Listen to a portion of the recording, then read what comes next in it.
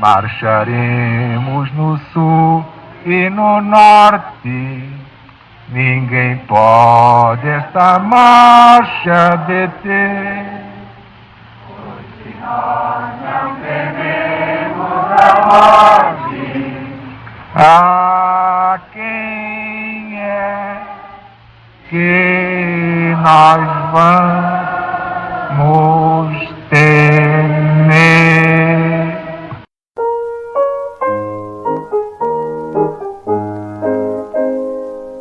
Marcharemos no sul e no norte, ninguém pode esta marcha deter. Pois se nós não tememos a morte, a quem é que nós vamos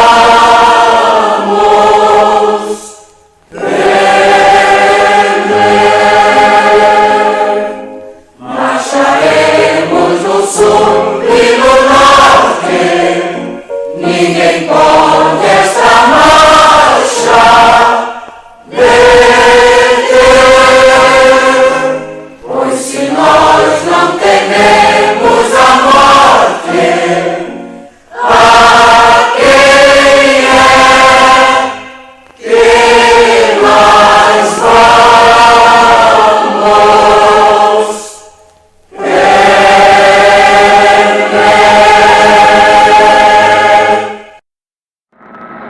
Meus amigos e meus irmãos, Deus está presente. Viva Jesus em nossos corações para todo sempre. Porque Jesus disse: aquele que guarda o meu novo mandamento não morrerá mais. Já passou da morte para a vida. Estamos ainda nesta passagem empolgante do Apocalipse de Jesus, segundo São João, capítulo 13, versículos 11 a 17. E vi subir da terra outra besta. Tinha 2 chifres semelhantes aos de um cordeiro, Estados Unidos da América do Norte, e falava como o dragão. Exerce todo o poder da primeira besta na sua presença. Faz que a terra e os que nela habitam adorem a primeira besta, cuja chaga mortal fora curada. Faz grandes sinais, de maneira que até fogo faz descer do céu a terra à vista dos homens, Hiroshima e Nagasaki.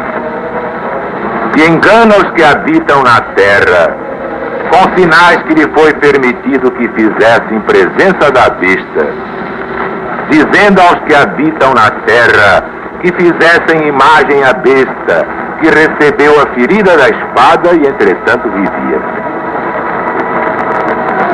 E lhe foi concedido que desse espírito à imagem da besta, para que também a imagem da besta falasse, e fizesse que fossem mortos todos os que não adorassem a imagem da besta.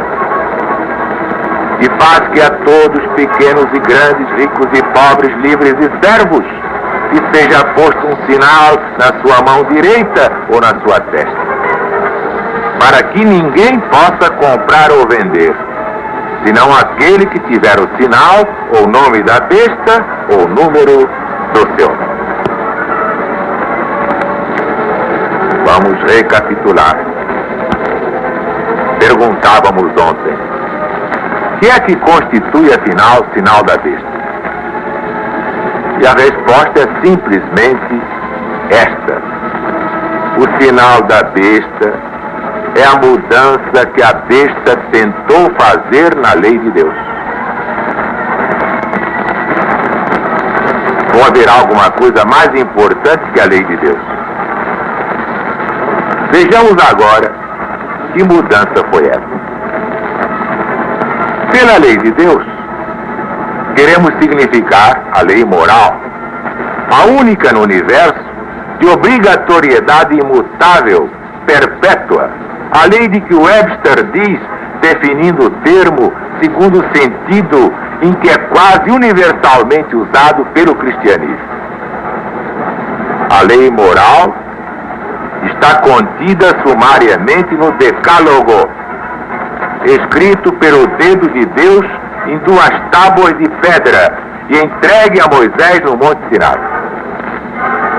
Claro que hoje sabemos que aquele Jeová, aquele Senhor Todo-Poderoso que baixou no Sinai, não era o Deus Pai, o Eterno, o Incriado, mas era Jesus, o Deus do planeta Terra. Aquele que pode dizer, eu e meu Pai somos um. Pois bem, foi esse Jesus, que é o mesmo fundador da LBV e o fundador do planeta Terra. Este deu a Moisés no Sinai o Decálogo, conforme está na Bíblia Sagrada. Qualquer outro que não seja rigorosamente igual a este, não é Decálogo, não é de Deus, não é de Jesus, não é de Moisés, não é da LBV. Se o estudioso agora comparar os 10 mandamentos, tais como se encontram nos catecismos romanos, com os mandamentos tais como se encontram na Bíblia, verá nos catecismos, claro que nós nos referimos à parte consagrada à instrução, verá que o segundo mandamento é posto de lado. O 10º é dividido em 2, para preencher a falta do segundo, que foi assim cortado sumariamente. E conservar o número de 10 também, é por isto. E o 4º mandamento, chamado terceiro na sua enumeração, ordena a observância do domingo como sendo sábado. Prescreve que o dia seja passado em ouvir atentamente a missa, em assistir às vésperas, ler os livros morais, piedosos, etc. Aí estão, portanto, diversas variações do decálogo que se encontra na Bíblia, mas este já não é o decálogo. Qual, se é que alguma delas constitui mudança referida na profecia? Qual merece o nosso respeito? Qual merece que realmente levemos a sério este decálogo? Tenha-se em mente que, segundo a profecia, e já vem desde Daniel no Velho Testamento da Bíblia Sagrada, ele havia de cuidar de mudar os tempos e a lei, isto é, a lei de Deus. Isto claramente sugere a ideia de intenção e desígnio e torna estas qualidades essenciais da mudança em questão. Mas quanto à omissão do segundo mandamento, dizem eles, está incluído no primeiro e por isso não deve contar-se como mandamento separado. Acerca do 10º, pretendem que há uma distinção tão clara de ideias que requer 2 mandamentos.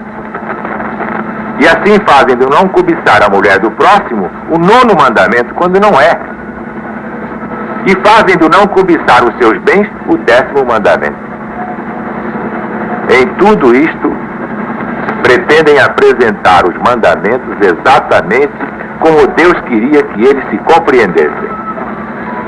E assim, embora os possamos considerar como erros em sua interpretação dos mandamentos, não podemos apresentá-los como mudanças intencionais. Mas isto já não sucede com o 4º mandamento. Acerca deste mandamento, não pretendem que a sua versão seja igual à que é dada pelo próprio Deus, isto é, por Jesus. Expressamente confessam aqui uma mudança, e também que a mudança foi feita pela Igreja. Algumas citações de conhecidas obras romanas esclarecem este assunto.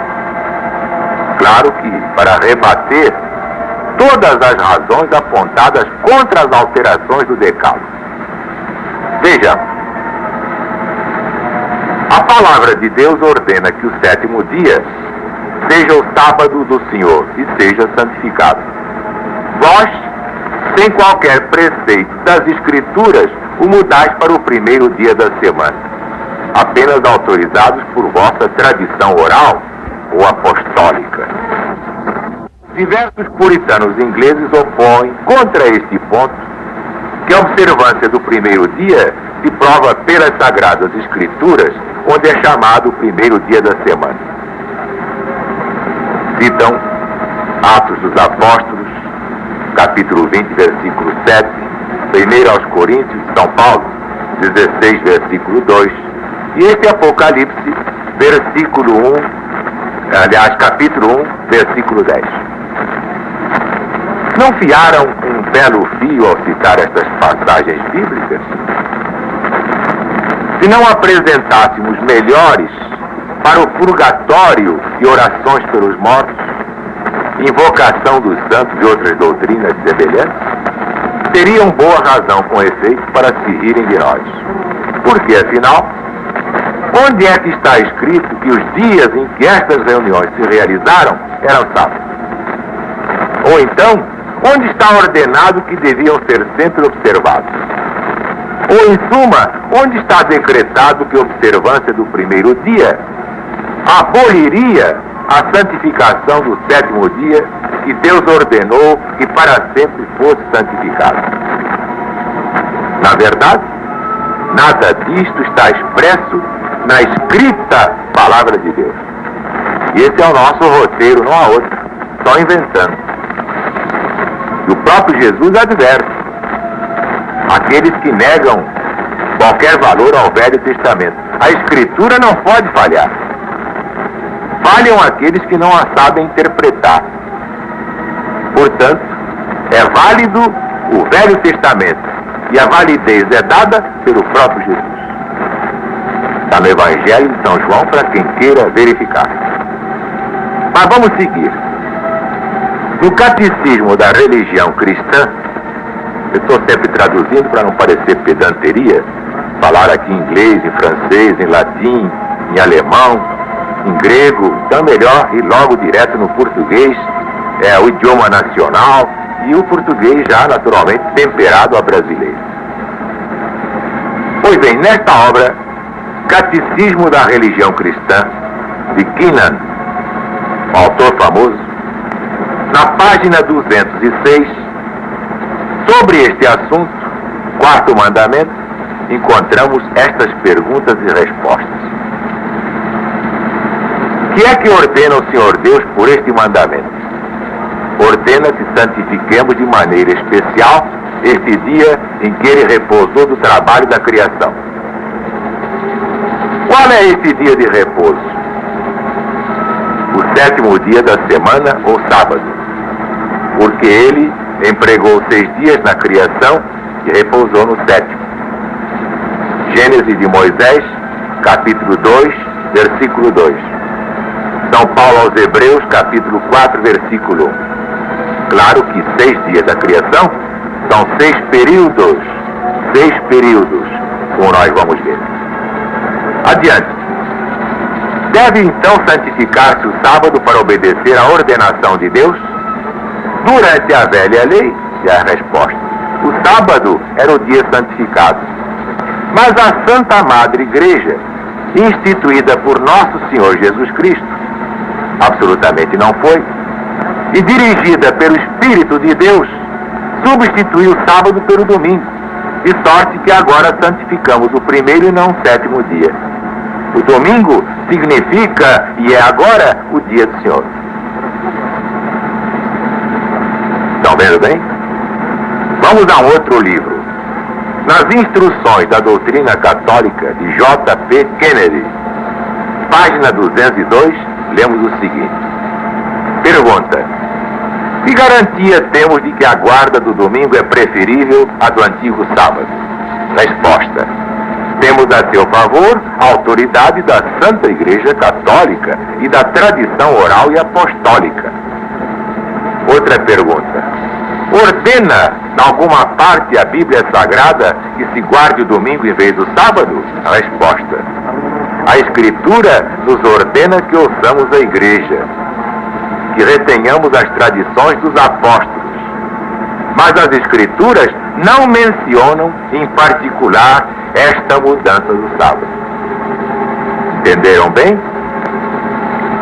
Está claro? Mas vamos continuar. No Catecismo Doutrinário, página 174, encontramos outro testemunho sobre o mesmo ponto. Pergunta: tendes outra maneira de provar que a Igreja tem poder para instituir festas de preceito? Resposta: se ela não tivesse este poder, não podia ter feito aquilo em que todos os modernos homens de religião concordam com ela.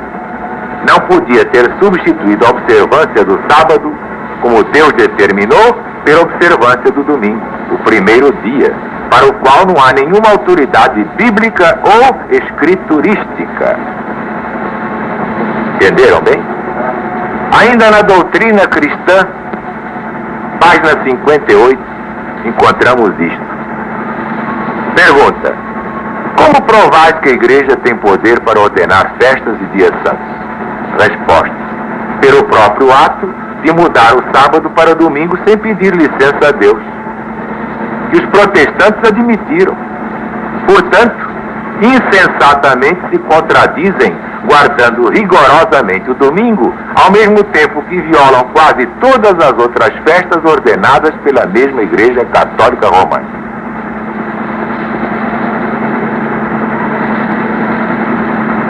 Então a Igreja tem poder para mudar uma ordem de Deus? Pode.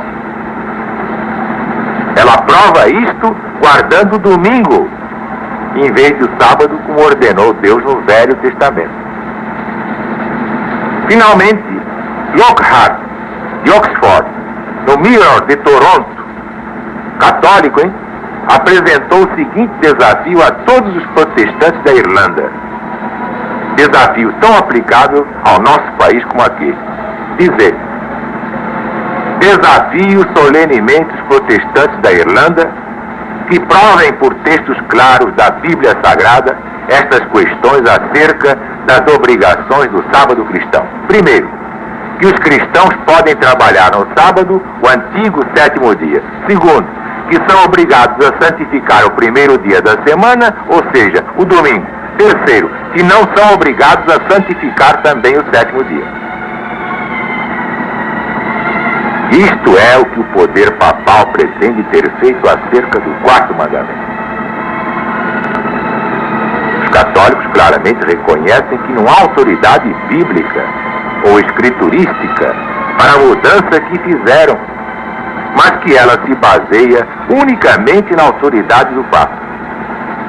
Pretendem que constitui um sinal ou marca da autoridade daquele Papa, sendo o próprio ato de mudar o sábado para domingo apresentado como prova do seu poder a esse respeito acima de Deus.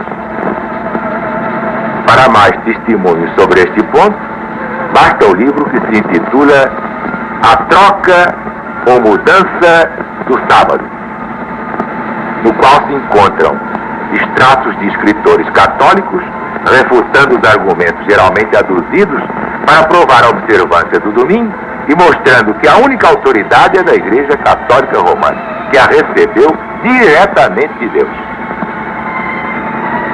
Acontece, entretanto, que Jesus disse: eu não vim revogar a lei e os profetas. Porque dirá alguém: eu supunha que Jesus tivesse mudado o sábado. Ensinaram assim.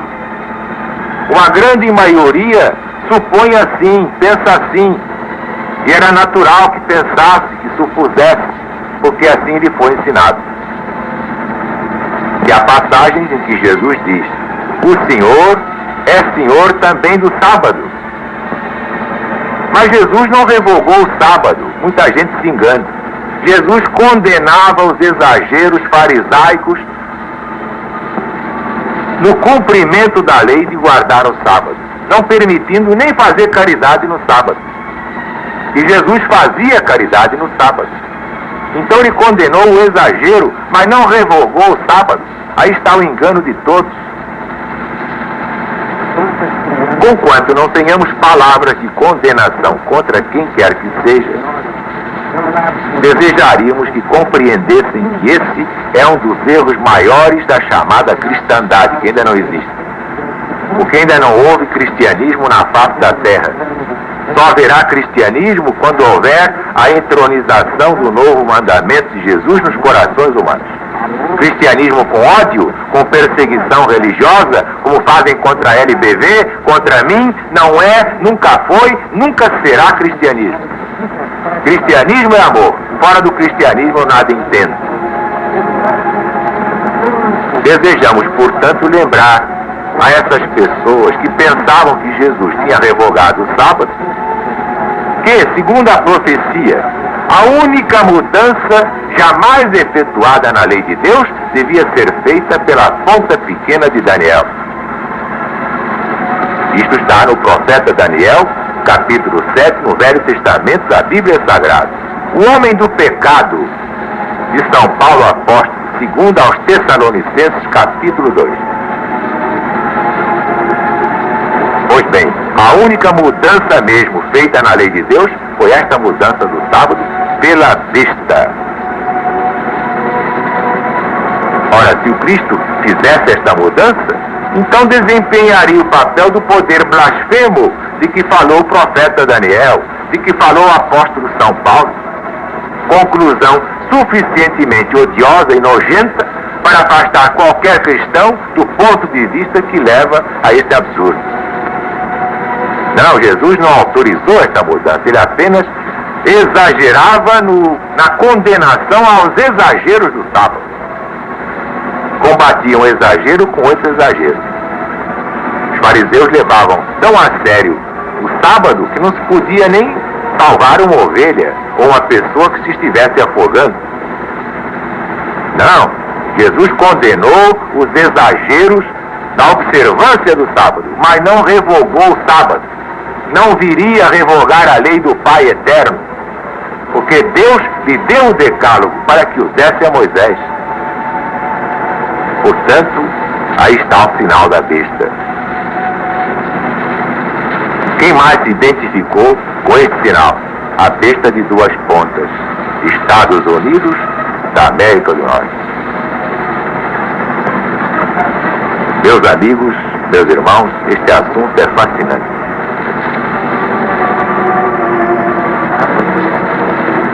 Como tudo na Bíblia Sagrada, mas sobretudo neste Apocalipse.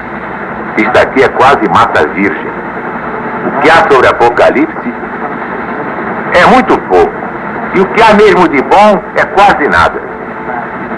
De modo que esta é a missão da LBV, trazer o Apocalipse.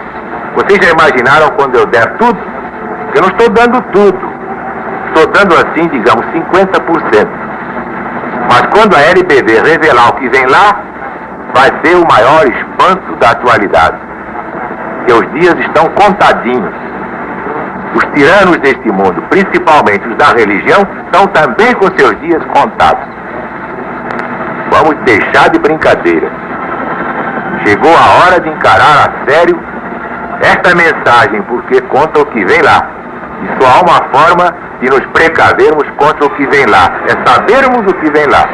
Saber para prever, prever para prover. Que a paz de Deus esteja com todos, para todo sempre. E viva Jesus!